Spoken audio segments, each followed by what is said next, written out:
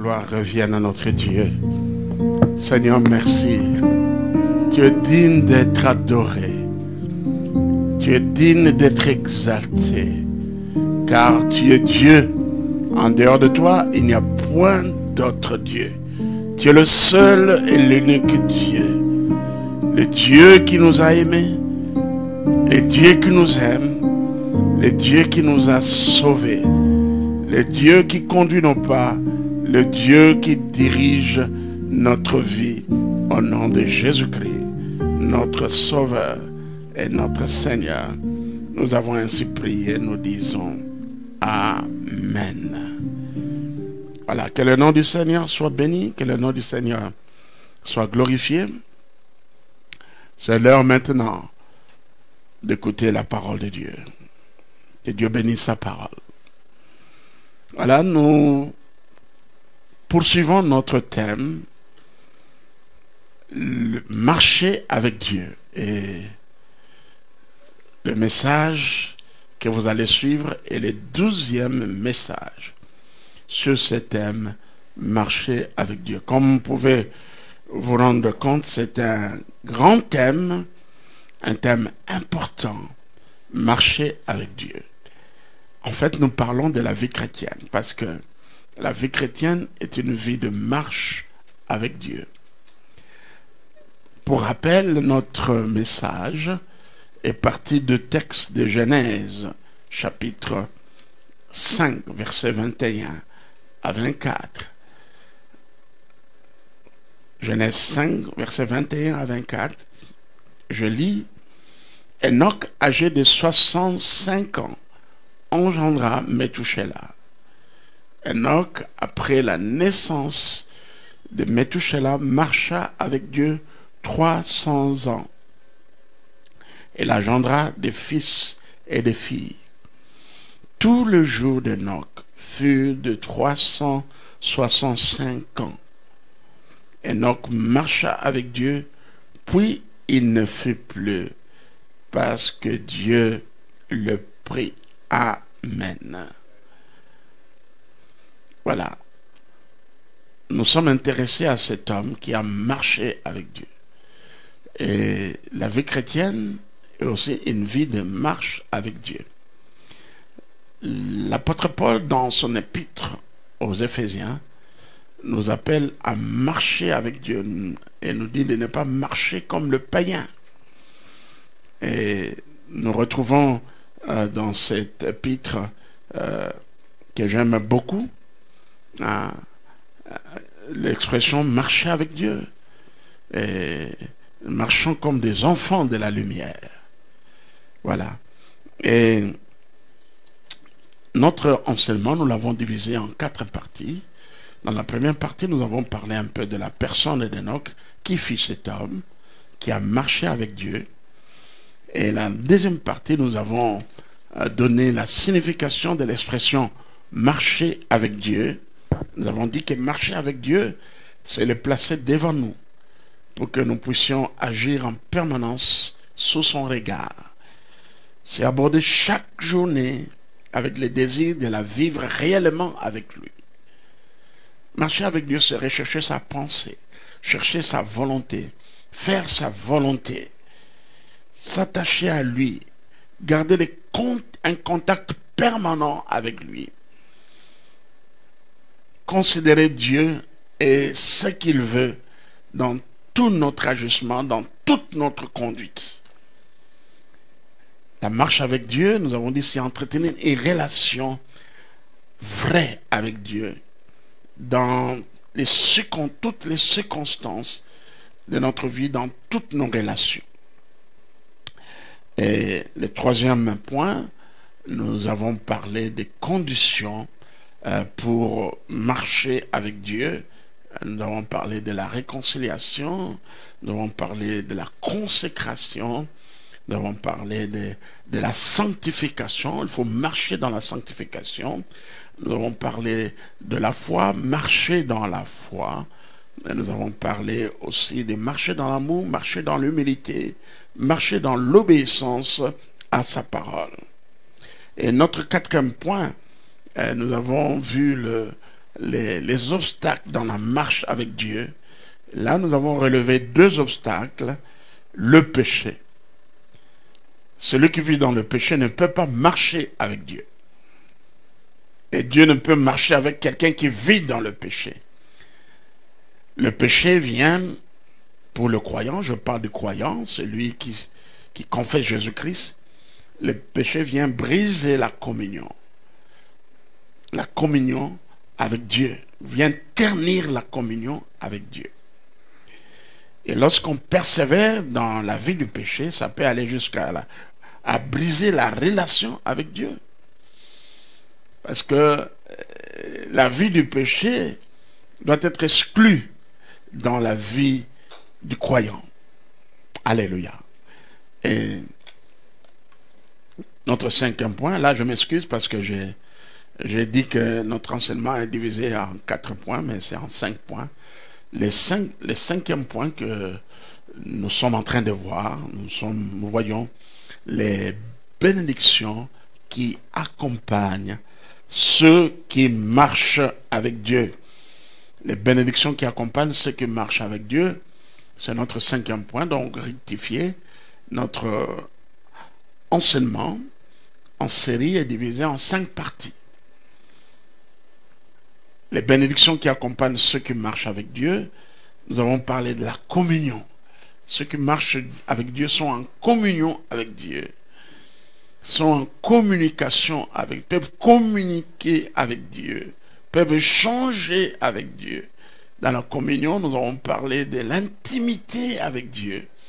Ils ont accès dans la présence de Dieu. Quelle grâce! Et nous avons vu aussi la direction divine. Ceux qui marchent avec Dieu, en fait, sont conduits par Dieu. C'est Dieu qui nous conduit. Lorsque nous obéissons à l'Esprit, au Saint-Esprit, et lorsque nous obéissons à la parole de Dieu. Nous avons parlé de la protection divine. Ceux qui marchent avec Dieu sont protégés, sont gardés. Nous avons parlé de la victoire face à l'adversité. Eh bien, nous remportons des victoires, nous faisons des exploits. Nous avons parlé du soutien, ou le renouvellement, le soutien divin, ou le renouvellement de la force. Et comme 6e point, c'est ce que nous avons vu les dimanches passés, nous avons vu que Dieu pourvoit à leurs besoins. Besoin de ceux qui marchent avec Dieu, Dieu pourvoit à leurs besoins. Il ne manque aucun bien à ceux qui marchent dans l'intégrité. Et là, nous avons souligné, je mets l'accent sur une fonction, un titre et une fonction de Dieu, c'est Père. Dieu est notre Père. Et nous avons vu que le Seigneur lui-même, il a dit, mais vous, quand vos fils vous demandent du pain, vous ne leur donnez pas la pierre. Et quand ils demandent un poisson, vous ne leur donnez pas un serpent. Quand ils demandent un œuf, vous ne leur donnez pas un scorpion. Et Jésus va dire, après, si donc méchants comme vous l'êtes, vous savez donner de bonnes choses à vos enfants, à combien plus forte raison votre Père Céleste, qui est dans le cieux, donnera-t-il de bonnes choses à ceux qui les lui demandent. Amen. Alors j'aimerais dire aux jeunes qui me suivent, moi je me suis servi de ce verset biblique lorsque je priais pour que Dieu me dirige vers la femme de ma vie. Amen.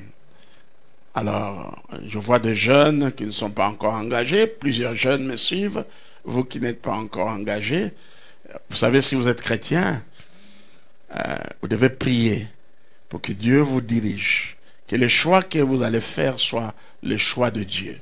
Dieu vous connaît, et parmi ses enfants, parmi ses filles, Dieu sait la personne avec qui vous allez pouvoir vivre en paix, où vos tempéraments vont s'accorder. Dieu connaît.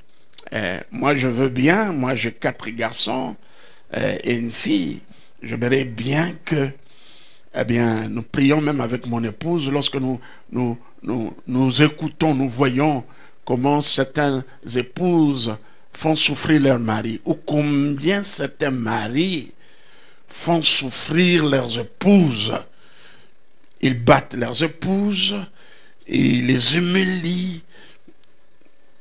Moi, je vous dis que depuis que nous sommes mariés, je n'ai pas porté ma main. Aucun jour, j'ai porté ma main sur mon épouse. Jamais. Et je vous dis devant Dieu que je ne le ferai pas jusqu'à ce que la mort nous sépare. Amen. Alors j'aimerais que pour ma fille, il ait un mari qui donne beaucoup de valeur, de considération à son épouse, comme moi je le fais pour celle qui est ma femme. Amen. Alléluia. C'est très important. Alors je disais que moi et mon épouse, parfois nous disons, que Dieu donne des bonnes épouses à nos enfants. C'est notre prière. Parce que moi, en tant que père, je veux que mes enfants soient heureux. Heureux dans le mariage. Qu'ils goûtent au bonheur. Alléluia. Qu'ils goûtent au bonheur. Celui qui a trouvé une femme a trouvé le bonheur. C'est une grâce qu'il obtient de l'Éternel. Je veux que mes enfants, les garçons, soient heureux, des bonnes épouses, des épouses soumises, des épouses pleines de vertus, des épouses qui craignent Dieu. Et je veux aussi que notre fille Gloria, et nous avons aussi notre fille Eunice, que nous avons adoptée. Eh bien, ma prière est que ces filles puissent obtenir des maris qui craignent Dieu, les maris qui vont les honorer, qui vont les respecter, non les prendre comme des chanana, des pamba pamba. Donc non. Alléluia. Alléluia. Moi, je le dis parce que je suis père. Le père veut de bonnes choses pour ses enfants. Alléluia. Voilà, Jésus dit dans Matthieu chapitre 7, versets 7 à 11. Je reviens encore sur ça, je dis que moi je me suis appuyé sur ce passage lorsque j'ai demandé une épouse, la femme pour moi, et je crois que Dieu m'a donné celle qu'il fallait pour moi. J'ai une épouse pleine de vertus, une épouse extraordinaire, et nous sommes heureux. Alléluia. Ce bonheur-là, nous le goûtons dans notre mariage. Merci Seigneur. Matthieu 7, 7 à 11. Demandez et l'on vous donnera. Cherchez et vous trouverez. Frappez et l'on vous ouvrira. Car quiconque demande, reçoit. Celui qui cherche, trouve. Et l'on ouvre à celui qui frappe. Lequel de vous donnera une pierre à son fils, s'il demande du pain? Ou s'il demande des poissons, lui donnera-t-il un serpent? Si donc méchant comme vous l'êtes, vous savez donner de bonnes choses à vos enfants, à combien plus forte raison votre Père Céleste, qui est dans les cieux, donnera-t-il de bonnes choses à ceux qui les lui demandent. Amen. Dieu veut notre bonheur. Dieu veut que nous soyons heureux. Voilà pourquoi nous disons aux jeunes de marcher dans la crainte de Dieu. Alléluia. Lorsque vous êtes fiancés, ne vous comportez pas comme les jeunes de ce monde qui s'aiment, qui ont des relations sexuelles avant même le mariage, et souvent leurs relations sont rompues, etc. On change de partenaire. Non, les chrétiens ont une conduite sainte. Alléluia. Vous qui êtes jeunes, ayez une conduite sainte. Pas de relations, des rapports sexuels avant le mariage. C'est un des secrets même de foyers stables et de foyers bénis et de foyers heureux. Amen. Amen. Merci Seigneur. Oh, j'ai sur le valve de à l'église, j'ai imprimé un article que j'ai tiré, ça fait quelques années, peut-être 10 ans, sur Internet, pas publié par des chrétiens. Mais cet article, je crois que c'est intitulé « Pas de sexe avant le mariage » et le secret même de foyers stables. Dans leur recherche, ils ont trouvé que les époux, bien les fiancés, les personnes mariées lorsqu'ils étaient des fiancés, se sont gardés sans se connaître sexuellement, eh bien, ils ont des foyers stables. Amen. Et l'enquête menée non par une organisation chrétienne. Ils ont des foyers stables.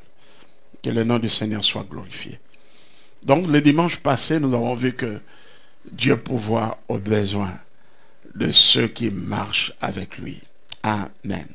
Aujourd'hui, je vais continuer à nous parler du 7e bienfait, ou 7e bénédiction. Je vais parler du succès. Le succès. Oui, la Bible parle du succès. Nous allons commencer par lire Josué chapitre 1er.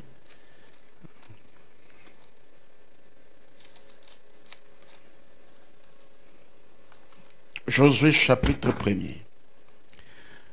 Verset 8. Que ce livre de la loi ne s'éloigne point de ta bouche. Médite-le jour et nuit pour agir fidèlement selon tout ce qui est écrit. Car c'est alors que tu auras du succès dans tes entreprises. C'est alors que tu resteras. J'aime beaucoup ce passage. Voilà, le leadership vient de passer entre les mains de Josué. Après que après la mort de Moïse, Josué devait prendre le relève, amener le peuple de Dieu dans la terre promise, le faire entrer dans la terre promise. Eh bien, Dieu n'a pas donné des chars à Josué. Dieu n'a pas donné des chevaux, des armes à Josué.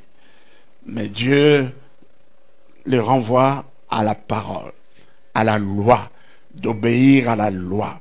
Pourquoi? Parce que quand nous obéissons à la loi, Dieu se met de notre côté. Amen.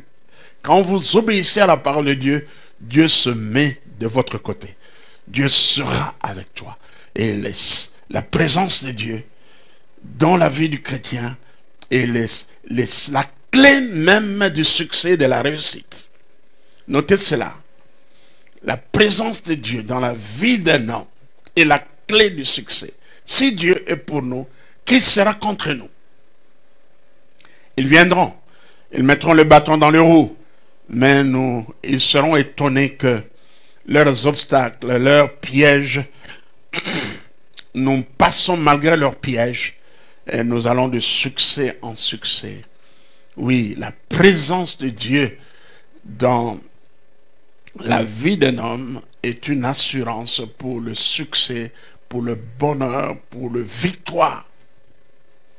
Notez que dans l'histoire d'Israël, chaque fois que Dieu n'était pas présent dans une entreprise, eh bien, il y a eu un chèque. Donc, je dirais autrement.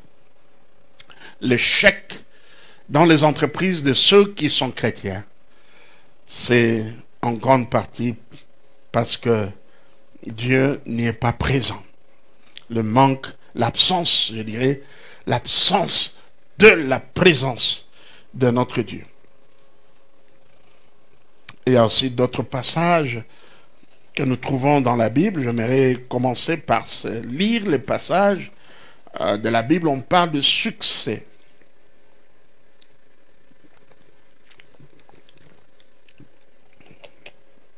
« 1 Samuel, chapitre 18, verset 14. Le premier livre de Samuel, chapitre 18, verset 14. Ici, il est question de roi David.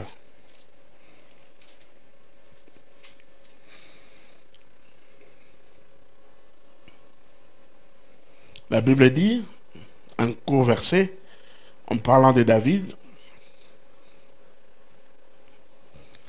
il réussissait dans toutes ses entreprises et l'Éternel était avec lui. Alléluia. Il réussissait dans toutes ses entreprises, l'Éternel était avec lui. Mes excuses.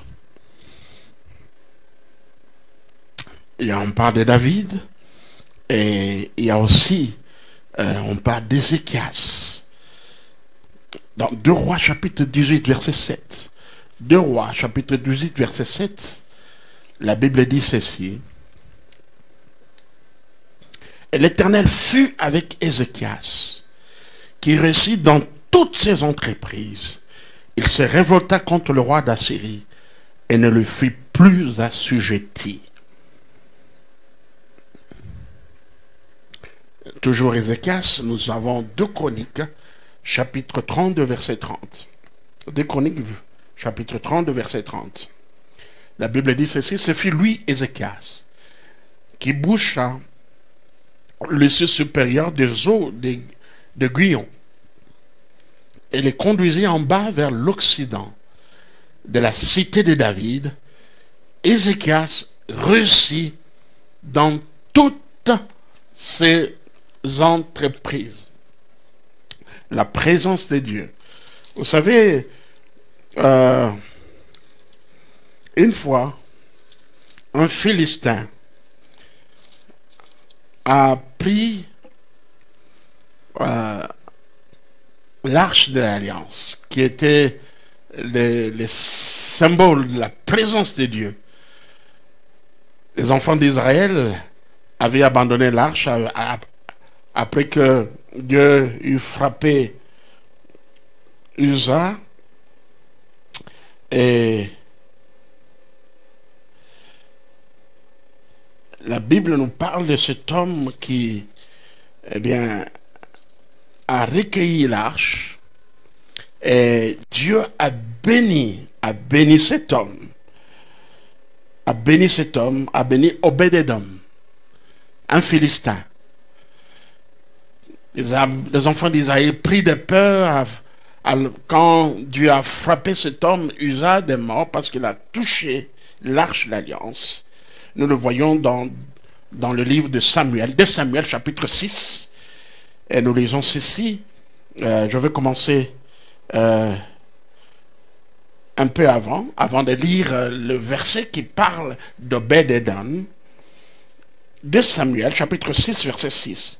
Lorsqu'il fut arrivé à l'ère des Nakon, Uza étendit la main vers l'arche de Dieu et la saisit parce que le bœuf la faisait pencher.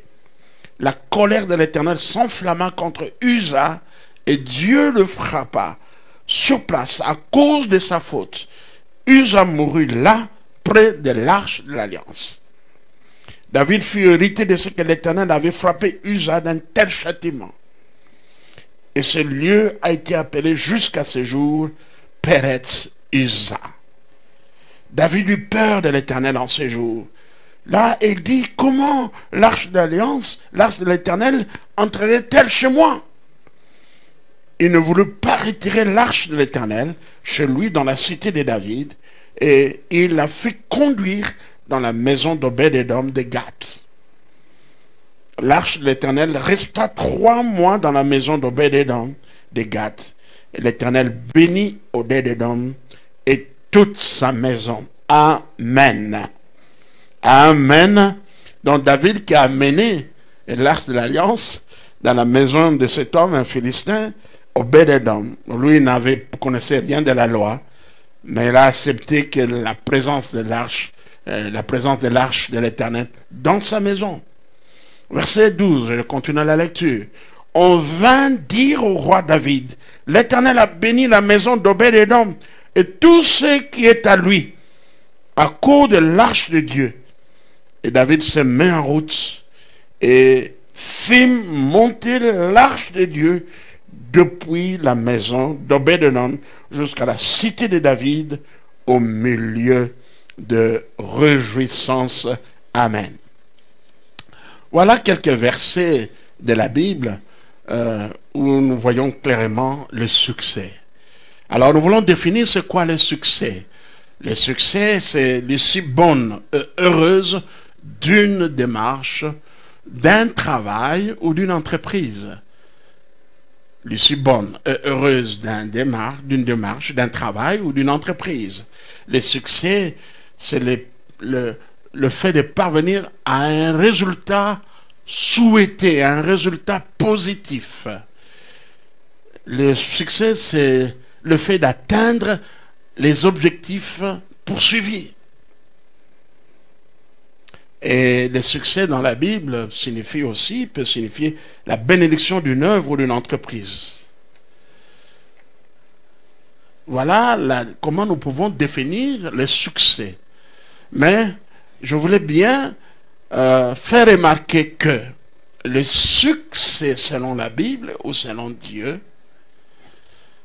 est différent du succès selon le monde. Bien, le concept du succès selon la Bible est différent du concept du succès selon le monde. Le concept du succès selon la Bible, selon le monde, je commence par le monde, se focalise uniquement, presque, sur le résultat obtenu et ne tient pas en compte, ou moins en compte, les parcours, comment cette personne est arrivée à ces résultats. Hein? Le monde regarde les résultats.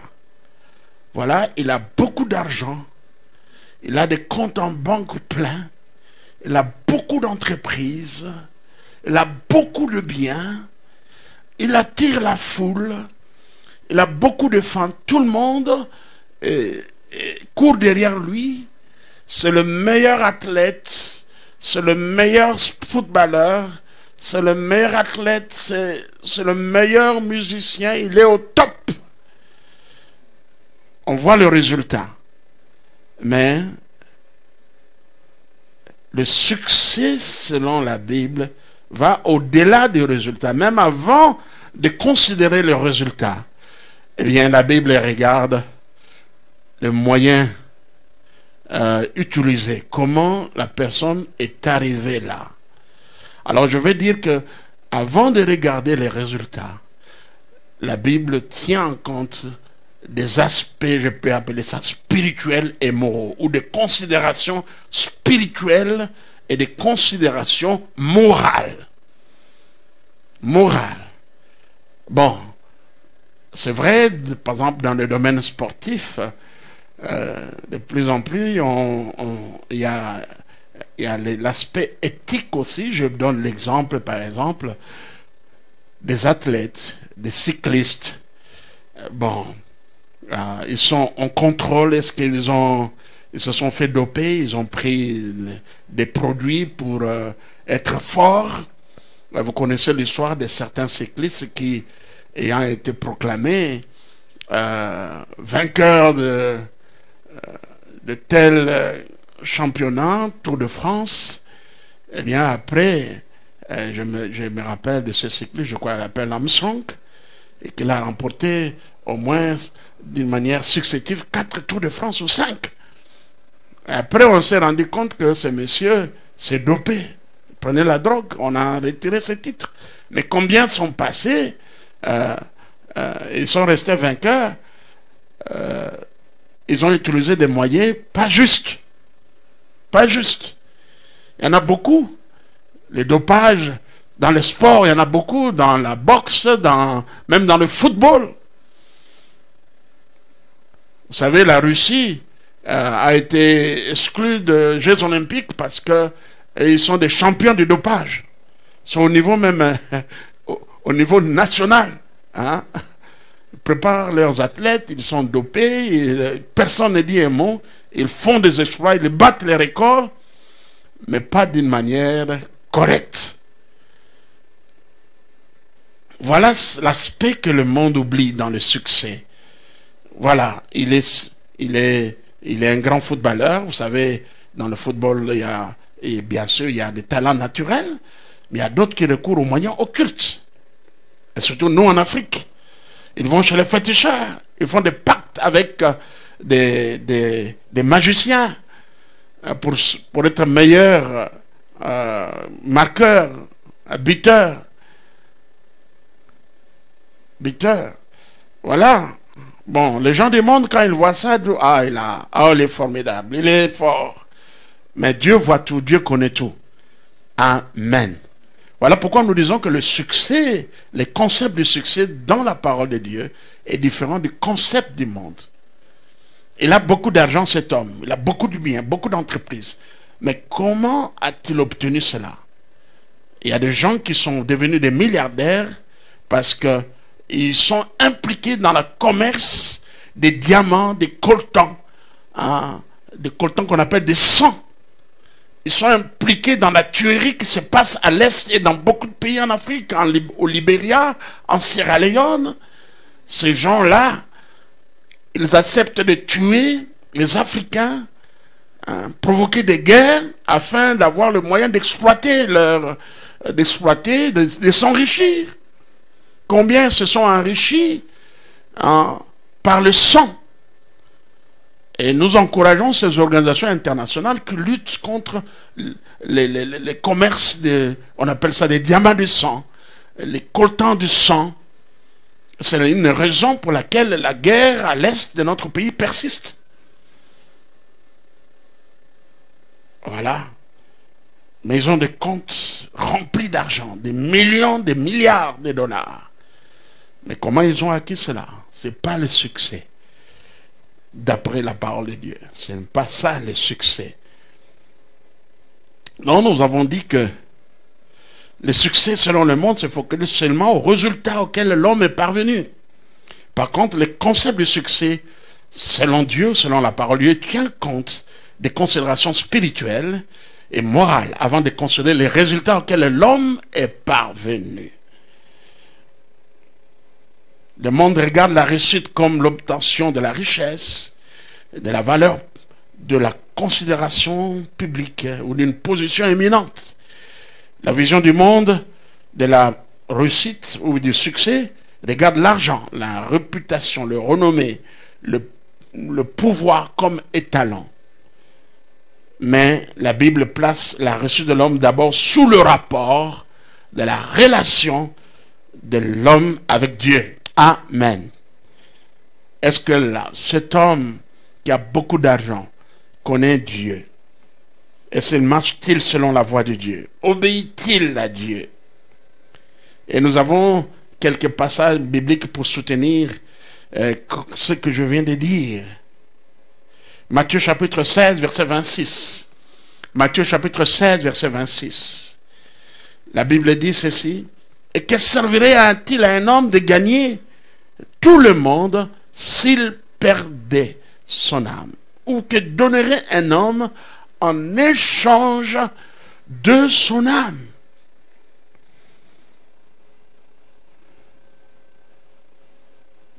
Matthieu chapitre 16, verset 26.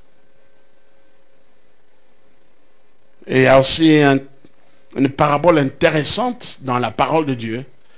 La parabole de l'homme riche qui a fait une grande récolte que nous pouvons lire dans Luc chapitre 12, versets 16 à 21. Luc chapitre 12, versets 16 à 21.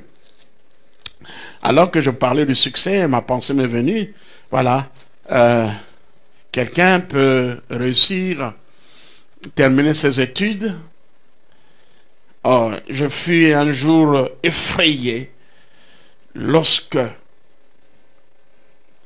un frère dont je vais taire les noms, il est en Christ, il est professeur à la faculté de médecine à l'université de Lubumbashi. Après des désordres qu'il y a eu dans leur faculté, je crois le recteur, sachant qu'il était chrétien, lui a demandé d'être le président du jury. Il y a eu déjà un premier jury avec des résultats faux. Président du jury. Alors, je me séjournais à Lubumbashi. Et on m'avait invité dans un restaurant, c'est là où il m'a raconté des histoires inimaginable. Inimaginable. Il m'a dit, ils ont refait le jury, ils ont regardé les notes des étudiants, même les faits d'examen. Il y a eu un groupe d'étudiants qui sont passés en première session, s'il vous plaît. Bon, bien sûr, c'était suite aux réclamations d'autres étudiants, mais ces étudiants qui sont passés en première session, ils ne viennent même pas au cours. Ils sont toujours derrière les jeunes filles, des belles filles. On le trouve dans le pub, ou si vous voulez, les buvettes, hein, les nganda, les bars, pubs, bars, qui sont autour du campus. Grave, ils n'avaient même pas présenté les examens. Donc, des étudiants qui n'ont jamais assisté au cours, n'ont pas assisté au cours, presque pas, des absentéistes, qui n'ont même pas présenté des examens, mais qui sont passés en première session. Comment je dis ça? J'ai tenu la tête, j'ai dit, mais c'est grave. Raison pour laquelle il y a beaucoup de morts aujourd'hui. Il y a un grand médecin qui m'a dit, pasteur, je dois t'avouer que dans notre pays, aujourd'hui, il y a 80% de médecins incompétents. Parce qu'il est aussi professeur, il dit, je sais comment plusieurs sont passés. Plusieurs passent des classes. Vous avez votre diplôme de médecine, d'ingénieur, mais comment vous l'avez obtenu? Alonginaye, alongi. Donc aujourd'hui, maintenant, les jours de défense dans les universités, nous prions pour qu'il y ait des réformes, qu'il y ait du sérieux dans les institutions supérieures, universitaires, qu'il y ait du sérieux. Oh là là, c'est grave. Donc, dès que la personne commence à défendre, à exposer son mémoire ou sa thèse, voilà déjà là les gens chantent et puis c'est terminé, hein, à Longuenaye. Donc pour les gens qui ne suivent pas les lingalades, donc il a remporté, il a gagné, voilà. Les gens, c'est triste, hein, quel type de personnes sortent de nos universités. Des personnes capables de se défendre, des personnes qui ont le savoir et qui seront utiles à la nation.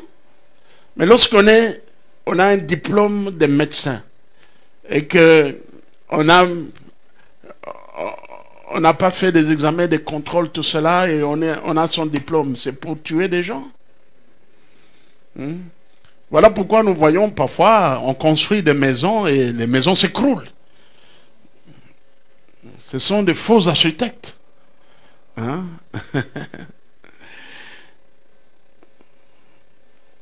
Voilà.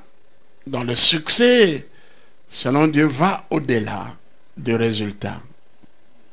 Il y a des considérations spirituelles et morales.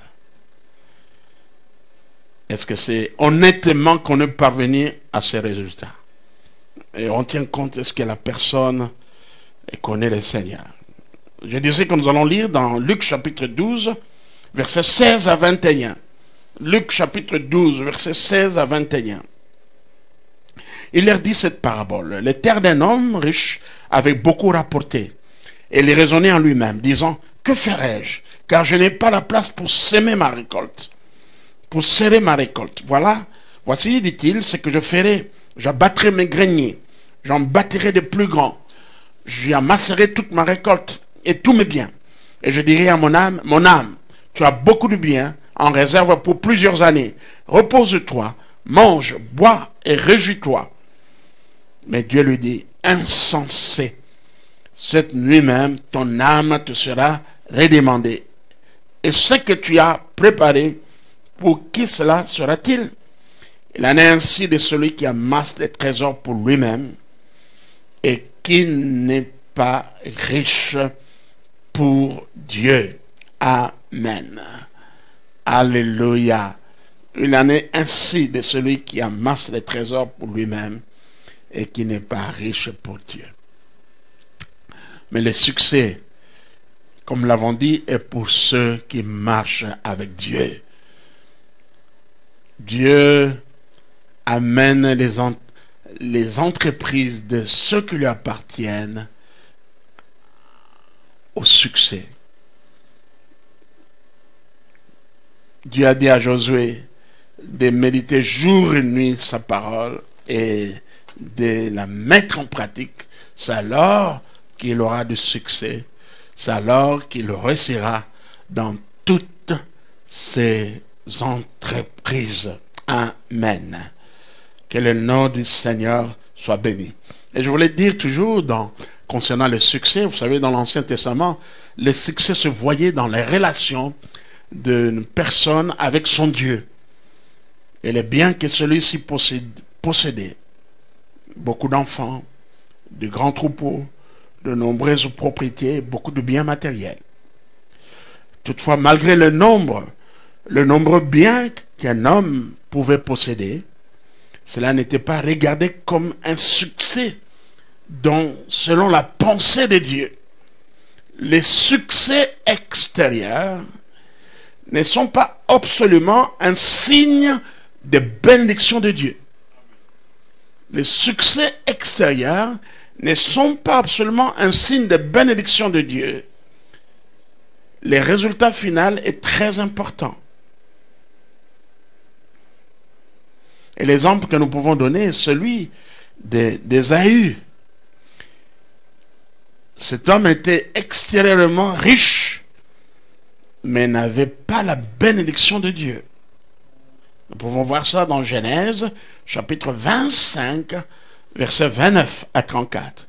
Genèse 25, versets 29 à 34. Dans le Nouveau Testament, la Bible présente le succès particulièrement sous l'angle spirituel. Donc, le succès intérieur. Alors, un homme a dit, le secret du véritable succès, qui inclut le bonheur total, consiste à comprendre le dessein de Dieu, à diriger les objectifs et les efforts de sa vie vers l'accomplissement de celui-ci. Je reprends cette pensée. Le secret du véritable succès, qui inclut le bonheur total, consiste à comprendre le dessein de Dieu, à diriger les objectifs et les efforts de sa vie vers l'accomplissement de celui-ci. J'avais dit il y a quelques instants que la présence de Dieu est la clé du succès. Amen. Si Dieu est avec toi, vous réussirez. N'est-ce pas que la Bible dit, avec Dieu, nous ferons des exploits. Amen. Avec Dieu, nous ferons des exploits. Et l'absence de la présence de Dieu est la cause de beaucoup d'échecs dans la vie des enfants de Dieu. Oui, marchons avec Dieu. Et nous réussirons dans toutes nos entreprises. Marchons selon la parole de Dieu. Et nous réussirons dans toutes nos entreprises. J'aime, je vais terminer par là, c'est que le psaume 1er dit « Heureux tout homme qui marche selon la parole de Dieu ». Et nous allons terminer notre enseignement de ce jour en lisant le psaume 1er. Magnifique, pour résumer ce que nous avons dit. Heureux l'homme qui ne marche pas selon les conseils des méchants, qui ne s'arrête pas sur la voie des pécheurs, et qui ne s'assied pas en compagnie des moqueurs, mais qui trouve son plaisir dans la loi de l'Éternel, et qui la médite jour et nuit. Il est comme un arbre planté près d'un courant d'eau, qui donne son fruit en sa saison, et dont le feuillage ne se flétrit point. Tout ce qu'il fait lui réussit. Nous pouvons dire Amen. Que Dieu bénisse votre entreprise. Que tout ce que vous entreprendrez soit béni au nom de Jésus-Christ. Merci Seigneur, parce que le succès, c'est pour nous. Nous qui marchons avec Dieu. Alléluia. Gloire soit rendue au Seigneur. Que Dieu bénisse sa parole. Merci Seigneur. Est-ce que nous pouvons acclamer très fort pour dire merci à Dieu pour sa parole? C'est pour vous, à vous le succès, vous qui marchez avec Dieu, comme nous venons de lire dans ces psaumes. Eh bien, celui qui marche selon la parole de Dieu, tout ce qu'il fait réussit. Lui réussit. Au nom de Jésus-Christ. Merci. Alléluia.